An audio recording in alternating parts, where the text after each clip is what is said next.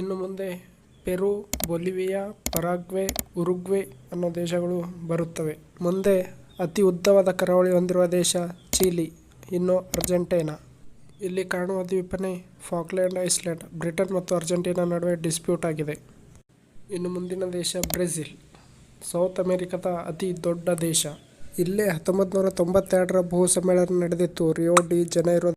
Agenda 21 7 ವಿಷಯಗಳ ಬಗ್ಗೆ ಚರ್ಚೆ ನಡೆಸುತ್ತೆ. ಹಾಗೂ ಜಗತ್ತಿನ ಅತಿ ದೊಡ್ಡ ಕಾಡು ಅಮೆಜಾನ್ ಕಾಡು ಇದೇ ದೇಶದಲ್ಲಿದೆ. ಹಾಗೂ ಅಮೆಜಾನ್ ನದಿ ಅತಿ ದೊಡ್ಡ ನದಿ ಕೂಡ ಇಲ್ಲೇ ಇದೆ. ಈ ನದಿಯಲ್ಲಿ ವಿಷಕಾರಿ ಮೀನು ಪಿರಾನ್ ಮತ್ತು ಅನಾಕೊಂಡ ಹಾವುಗಳು ಕಂಡುಬರುತ್ತವೆ.